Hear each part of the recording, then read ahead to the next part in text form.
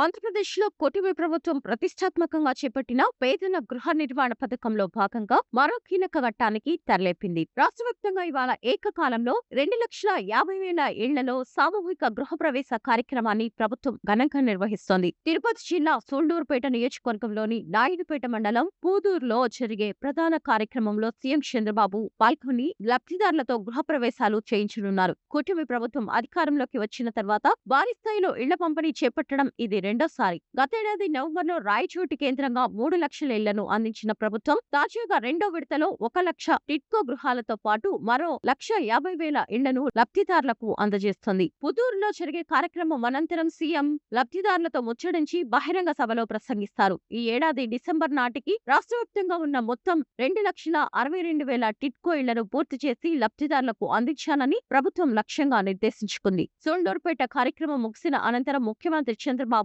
తిరుపతికి బయలుదేరతారు. అక్కడ పేదరిక నిర్మూలన కోసం ప్రభుత్వం ప్రారంభించిన పీ4 కార్యక్రమం తొలి వార్షికోత్సవ సభలో ఆయన పాల్గొంటారు. రాత్రికి తిరిగి అమరావతి చేరుకుంటారు. సీఎం చంద్రబాబు ఉదయం 10 గంటలకు అమరావతి నుంచి బయలుదేరి 11:50 పుదూరుకు చేరుకుంటారు. 11:55 లబ్ధిదారులతో టిడ్కో ఇళ్ల గృహ ప్రవేశాలు చేయిస్తారు. అనంతరం లబ్ధిదారులతో ముఖ్యమంత్రి ముచ్చటిస్తారు. 12:40 ప్రజావేదిక సభలో పాల్గొంటారు. 2:40 సూళ్లూరుపేట నియోజకవర్గ కార్యకర్తలు, నేతలతో సమీక్షా సమావేశం నిర్వహిస్తారు. ఈ కార్యక్రమం తర్వాత సాయంత్రం 4:35 తిరుపతి చేరుకుంటారు. 4:45 పద్మావతి మహిళా విశ్వవిద్యాలయంలోని ఇందిరా ప్రియదర్శిని ఆడిటోరియంలో నిర్వహించే పీ4 వార్షికోత్సవ సభలో పాల్గొంటారు. ఈ కార్యక్రమం ముగించుకొని రాత్రి 8:50 అమరావతి చేరుకుంటారు.